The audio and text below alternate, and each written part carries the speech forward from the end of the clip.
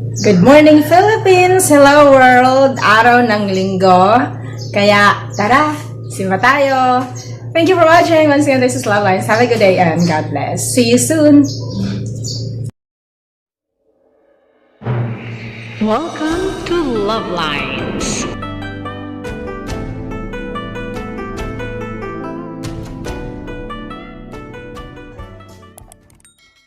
Okay, sisimba na kami doon sa chapel, kaya teka muna, hindi ko makita yung picture. Face mask, kailangan, and of course yun, vaccination card, kailangan baunin. Okay. Kita ko na. Akad nakapunta sa chapel. It's a sunny day. Nandito na ako. Malapit na sa simbahan. Yan. Sunny morning. Bit-bit ko yung pababasbasan namin ng mga images. Sacramentals. Andito na yun. Kakunti pa lang ang tao. And andito yung listahan. Okay. Dito na. Temperature, saka logbook, log sheet. Alright. Andoon na si nanay, nasa loob na. Lilista muna ako.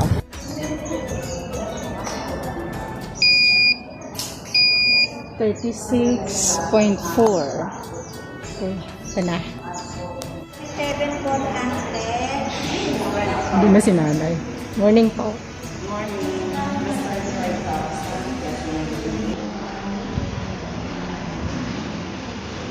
Nanay.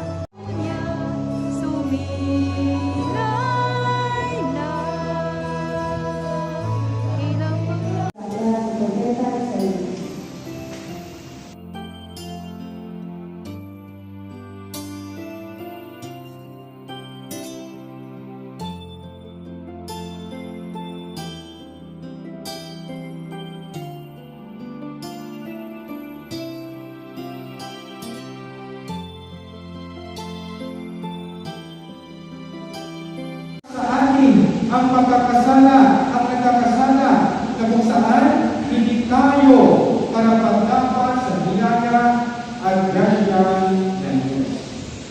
Ngunit dahil sa kabutihan ng Diyos, dahil sa kanyang awa at habag, tayo ay patuloy niyang pinagkalooban ng mga biyaya ito upang makita natin na siya ay ang Diyos ng pag-ibig, ng awa at ng habag. Kaya kung inyong napapansin o inyong narinig ang ating mga pagbasa, ito ay papakita ng Diyos sa sangkatauhan na sa kabila ng mga pagkukulang, ng mga kahinaan at kasalanan ng mga taong kanyang tinawag, sila ay kanyang tinawag. Kaya sa ating unang pagbasa, mga kapatid, si Propeta Isaías ay nakakita ng isang pangitahin na nakita niya ang Diyos kasama ang kanyang mga anghel at mga banal. Sa pagkakita ni Propeta Isaías sa Diyos, nakita niya kung paano sinamba ng mga anghel, ng mga banal ang Diyos. Ang sabi ng mga anghel, banal, banal, banal ang Panginoon. Ito ang tanging sinasabi ng mga tao o ng mga anghel at mga banal na nagpapasalamat at nagpupuri sa dahil sa kanyang kabutihan. At nagsabi ni Propeta Isaías sa kanyang sarili, ako ay hindi karapat-dapat sa kanyang kakailan, dahil ako ay isang tao makasalanan. Totoo, ang mga tao ay makasalanan at patuloy na nakakasama. Tayo lahat ay nabubuhay dahil sa awa at pagpapalagay ng Diyos. Pagkatapos ng sabihin ni Propeta Isaías, lumapit sa kanya ang isang anghel. May dalang bata o isang bagay na nilagay sa kanyang ay sabi, malinis ka na sa iyong mga kasalanan. Kaya dito mga kapatid, nakita ni Propeta Isaías na siya ay naging malinis at narinig niya ang boses ng Panginoon. At ang sabi, sino ang ipapadala ko para sa mga tao? Sumagot si Propeta Isaías, ako po, Panginoon. Sa kanila, mga kapatid, nagiging magiging karapat-dapat ni Propeta Isaías. Siya ay pinili para magiging lingkod, para magiging tagapagpahayag ng mabuting balita sa kanyang mga talaan. Taong makasalanan sa mga taong nangangailangan ng pagpapala ng Diyos. At hindi ang dahilin natin sa dalawang pagbasa. Si Apostol San Pablo ay nangaral sa mga taga-Korento at sa kanyang pamaharal, talagang naman na ipinagmamayabang niya ang nangyari sa kanya. Ipinapangalandakan niya na siya minsan ay naging masama ang taga-usig ng mga Kristiyano. Na minsan siya ay naging mamamatay tao. Ngunit sa kabutihan ng Diyos, ang Diyos ay gumawa ng paraan para mabago ang buhay ni Apostol San Pablo. Ang kanyang pagiging masama ay pinalitan ng kabutihan nung makita niya ang ating Panginoong Jesucristo sa kanyang paglalakbay patungo Damasco. Kung hindi ang ginagawa ni Apostol San Pablo, masama ang kanyang ginagawa dahil kanyang inuusi ang mga Kristiyano. At hindi lamang inuusi kundi kanyang pinapapatay, kanyang sinasaktan. At yun ay hinihilikan ng Diyos. Yun ay hinihilikan ng Diyos ang kanyang kasalanan.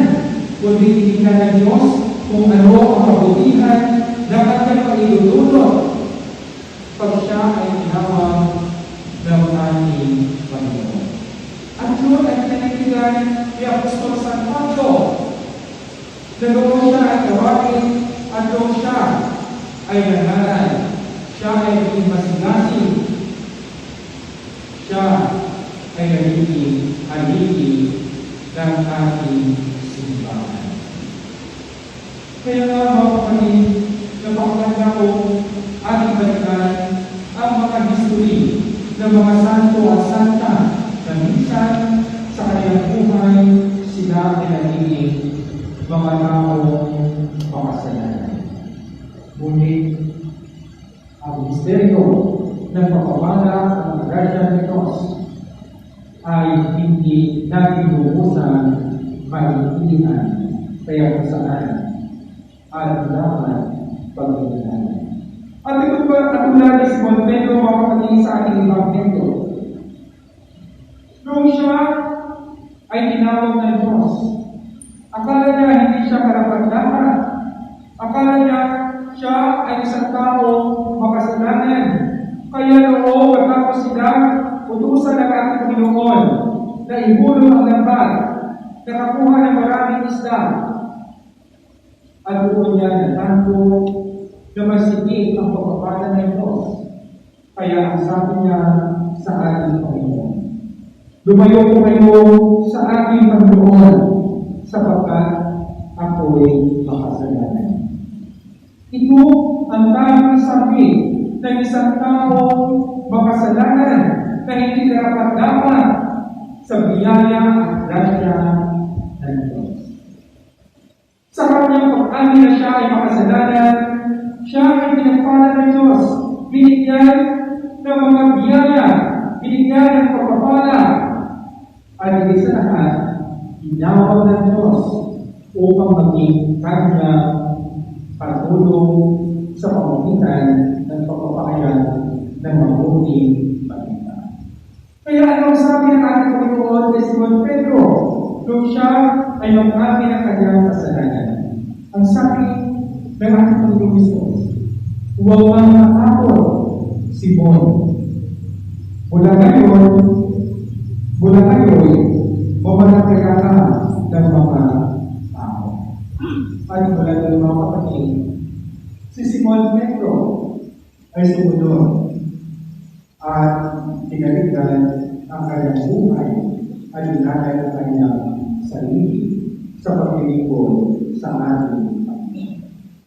Kaya mga kapatid, sa pagsunod ng mga tao ito sa kalooban ng Diyos, makikita natin na siksik-tiktik at umakapaw ang biyaya na pinagkaloob sa kanila. Sa kanilang pagsunod, hindi sila nagreklamo. Sa kanilang pagsunod, hindi nila sinisisi ang Diyos. Sa kanilang pagsunod, sila ay nagiging bahagi ng biyaya at ng pagpapala ng Diyos at nagiging kasangkaman upang ibahagi ang biyaya ito. At ito ay pinapakita sa atin ng ating Panginoon. Sa panahon na tayo ay tinawag ng Diyos, sa panahon na tayo ay nakakasala, ang biyaya at ang grasya ng Diyos ay nag-uumapaw sa atin. Sa mga panahon na tayo ay nagsisimba, ang biyaya ay nariyan at dumadaloy sa bawat isa sa atin. Kaya ang biyaya ito ay dapat natin ibahagi. Ang biyaya ito ay dapat natin ipapaloob sa mga taong ating nakakasalukuyan.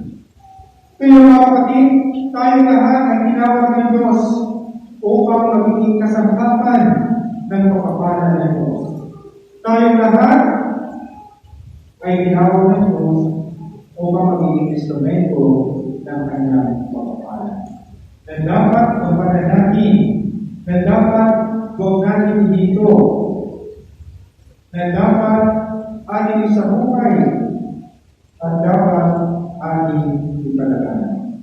Kaya, ito ang malaking hamon sa ating mga Kristiyano, sa ating mga mananampalatayang tinawag ng Diyos upang magiging kabahagi ng kanyang simbahan. Kung paano natin isabuhay ang mga paalala at mga utos ng Diyos sa atin.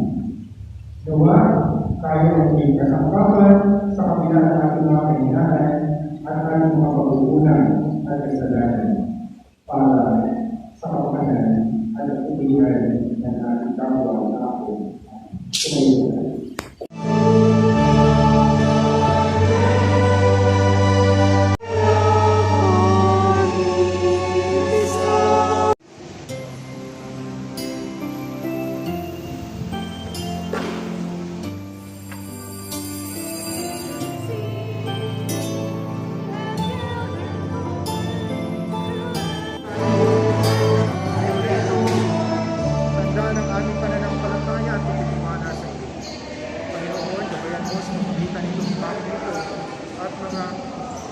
Salitang nagbibigay buhay, kami nawa ay makapaglingkod sa iyo sa ngalan ng Ama at ng Anak at ng Espiritu Santo.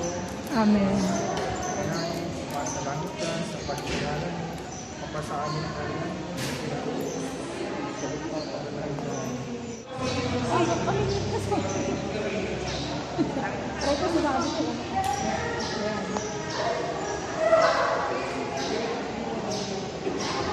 Ay, si Erna pala, sige lang yung account.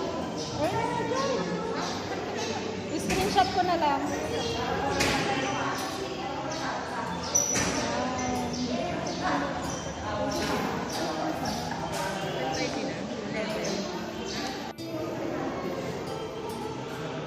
na ang misa.